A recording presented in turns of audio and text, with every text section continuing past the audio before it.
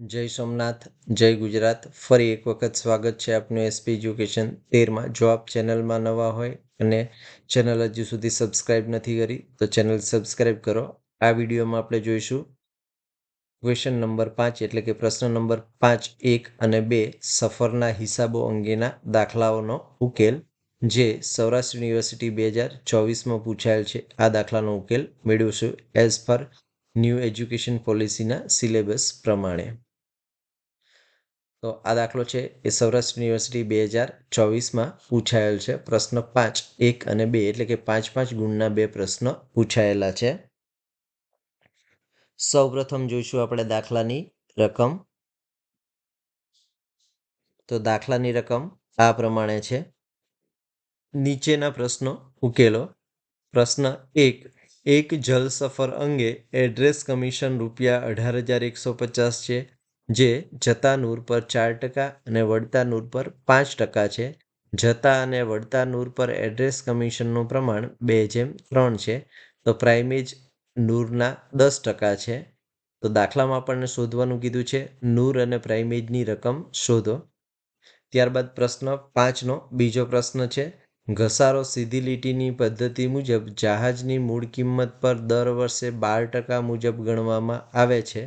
જહાજ તારીખ 1/1/2019ના રોજ ખરીદવામાં આવ્યું હતું અને તારીખ 1/1/2023ના રોજ જહાજની ઘસારા બાદ કિંમત ₹7,80,000 હતી.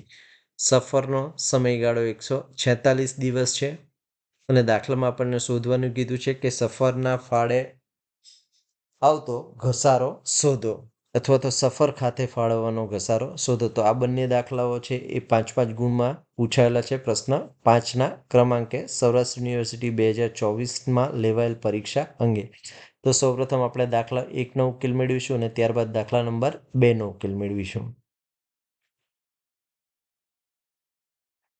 તો પ્રશ્ન 5નો 1 આપણને આ પ્રમાણે આપેલ છે, એક જલ સફર અંગે એડ્રેસ કમિશન ₹18,150 છે, જે જતા નૂર પર 4% અને વળતા નૂર પર 5% છે. જતા અને વળતા નૂર પર એડ્રેસ કમિશનનું પ્રમાણ 2:3 છે. પ્રાઇમેજના નૂરના 10% છે. નૂર અને પ્રાઇમેજની રકમ શોધો. તો આ દાખલો ગણતી વખતે આપણે નીચે મુજબના 3 સ્ટેપ્સ અનુસરવાના છે. એટલે કે દાખલો ગણવા માટે જરૂરી ગણતરી આ મુજબ કરવી. સૌપ્રથમ જતી વખત અને વળતી વખતનું એડ્રેસ કમિશનની રકમ શોધવી. ત્યારબાદ જતી અને વળતી વખતના એડ્રેસ કમિશનને આધારે જતી અને વળતી વખતનું પ્રાઇમેજ સહિતનું કુલ નૂર શોધવું અને પ્રાઇમેજ સહિતનું કુલ નૂર શોધાયા બાદ જતી અને વળતી વખતનું નૂર અને પ્રાઇમેજની ગણતરી કરવાની છે. તો સૌપ્રથમ આપણે શોધવાનું છે જતી વખતનું અને વળતી વખતનું એડ્રેસ કમિશન.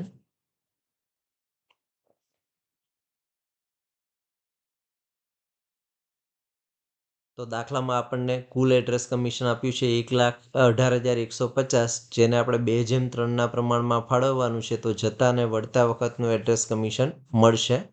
તો સૌપ્રથમ જતી અને વળતી વખતનું એડ્રેસ કમિશન શોધવાનું છે અને એને આપણે કુલ એડ્રેસ કમિશન 18,150 આપ્યું છે તેને 2:3ના પ્રમાણમાં ફાળવવાનું છે. તો જતી વખતનું એડ્રેસ કમિશન મળશે આપણને 18,150 ગુણ્યા 2/5 બરાબર 7,260.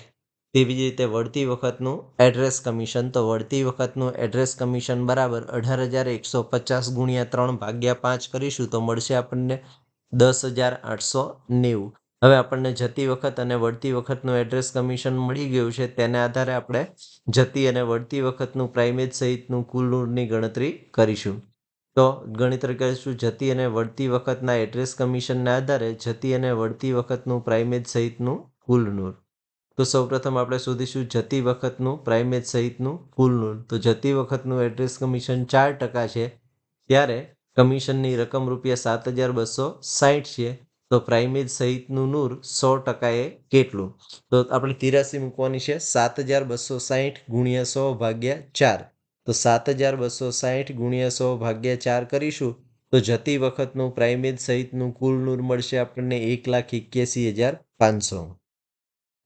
હવે આપણે શોધવાનું છે વળતી વખતનું પ્રાઇમેજ સહિતનું નૂર. તો વળતી વખતનું એડ્રેસ કમિશન દાખલામાં 5% છે અને 5% લેખે કમિશનની રકમ છે ₹10,890. તો 5% એ 10,890 તો 100% વળતી વખતનું પ્રાઇમેજ સહિતનું નૂર કેટલું? તો 10,890 ગુણ્યા 100 ભાગ્યા 5 કરવાના છે. તો અહીં આપણે મૂકીશું 10,890 ગુણ્યા 100 ભાગ્યા 5, તો મળશે આપણને 2,17,800. તો સૌપ્રથમ આપણે શું કર્યું? તો કે એડ્રેસ કમિશનમાં રકમ આપી હતી અને જતી વખત અને વળતી વખતનું એડ્રેસ કમિશન છૂટું પાડ્યું. જતી અને વળતી વખતના એડ્રેસ કમિશનની ટકાવારીને આધારે અને કમિશનની રકમને આધારે આપણે પ્રાઇમેજ સહિતનું કુલ નૂર શોધ્યું. હવે આપણે શોધવાનું છે જતી અને વળતી વખતમાં સમાયેલ પ્રાઇમેજ અને નૂરની રકમ. તો પ્રાઇમેજનો દર દાખલામાં 10% આપેલો છે. જતી અને વળતી વખતનું નૂર અને પ્રાઇમેજની ગણતરી કરવાની છે. તો સૌપ્રથમ આપણે જતી વખતનું નૂર અને જતી વખતની પ્રાઇમેજની ગણતરી કરીશું. તો જતી વખતનું પ્રાઇમેજ સહિતનું કુલ નૂર આપણને મળ્યું છે 1,81,500.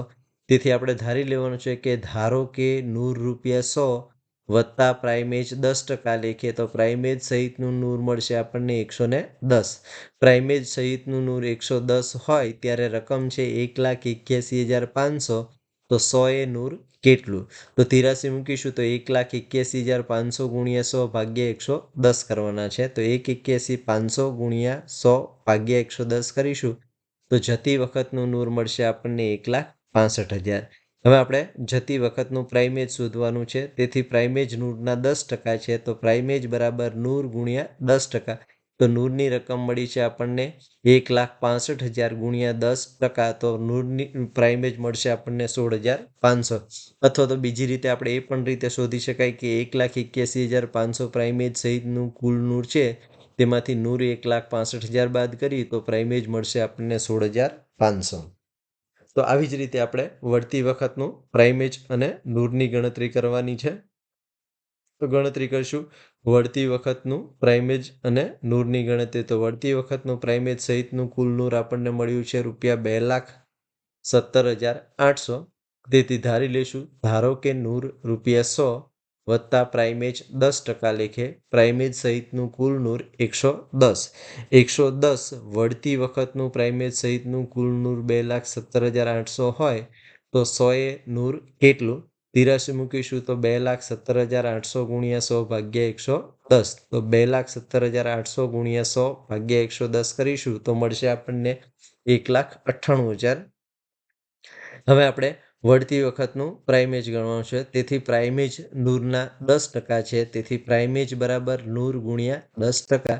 તો 1,98,000ના 10% કરીશું તો મળશે આપણને 19,800. અથવા તો બીજા અર્થમાં 2,17,800 માંથી 1,98,000 નૂર બાદ કરીએ તો પણ આપણને પ્રાઇમેજ મળશે 19,800. તો વિદ્યાર્થી મિત્રો, આ પ્રકારનો ટૂંકો દાખલો પૂછાય ત્યારે સૌપ્રથમ તમારે જતી વખત અને વળતી વખતનું એડ્રેસ કમિશન છૂટું પાડવાનું છે અને ટકાવારીને આધારે જતી વખત અને વળતી વખતનું પ્રાઇમેજ સહિતનું કુલ નૂર શોધવાનું છે.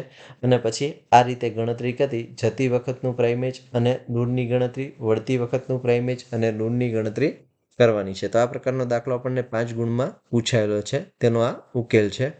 હવે આપણે પ્રશ્ન 5નો બીજો જે પ્રશ્ન આપ્યો છે તેનો ઉકેલ મેળવવાનો પ્રયત્ન કરીશું. તો પ્રશ્ન 5નો બીજો દાખલાની રકમ હતી ઘસારો સીધી લીટીની પદ્ધતિ મુજબ જહાજની મૂળ કિંમત પર દર વર્ષે 12% મુજબ ગણવામાં આવે છે. જહાજ તારીખ 1/1/2019ના રોજ ખરીદવામાં આવ્યું હતું અને તારીખ 1/1/2023ના રોજ જહાજની ઘસારા બાદ કિંમત ₹7,80,000 હતી. સફરનો સમયગાળો 146 દિવસ છે અને સફરને ફાળે આવતો આપણે ઘસારો શોધવાનો છે. તો જ્યારે પણ આ પ્રકારનો દાખલો આપ્યો હોય ત્યારે આપણે 1/1/2019ની કિંમતને 100 ધારી લેવાની છે અને દર વર્ષે 12% લેખે ઘસારો બાદ કરતું જવાનું છે. સીધી લીટીની પદ્ધતિ છે એટલે દર વર્ષે ઘસારાની રકમ સરખી રહેશે અને આપણે 1/1/2023 સુધી ઘસારા બાદની રકમ શોધવાની છે અને ત્યારબાદ 83 મૂકી અને વાર્ષિક ઘસારો શોધવાનો છે અને વાર્ષિક ઘસારો મળી જાય ત્યારબાદ આપણે સફરના સમયગાળાનો ઘસારો ધ્યાનમાં લેવાનો છે. તો સૌપ્રથમ આપણે જહાજની મૂળ કિંમત શોધીશું, ત્યારબાદ 12% લેખે એનો ઘસારો ગણીશું અને ત્યારબાદ સફરના ફાળે આવતો ઘસારાની ગણતરી કરીશું. તો દાખલામાં આપણને ઘસારા બાદ કિંમત 7,80,000 આપી છે 1/1/2023ની અને જહાજ ખરીદ્યું છે 1/1/2019ના રોજ. તો જ્યારે પણ આ પ્રકારનો દાખલો આપણને આપેલ હોય ત્યારે આપણે સૌપ્રથમ ઘસારાની ગણતરી કરવાની છે અને ઘસારાની ગણતરી કરતી વખતે તમારે સૌપ્રથમ ધારી લેવાનું છે. ધારો કે 1/1/2019ના રોજ યંત્રની મૂળ કિંમત જહાજની મૂળ કિંમત ₹100 છે. બાદ 12% લેખે ઘસારો ₹12. ત્યારબાદ બાદ કરીશું તો 100 - 12 કરીશું તો મળશે 88. ત્યારબાદ કરીશું ઘસારો બાદ. અહીં આપણે 12% ધ્યાનમાં લેવાના છે.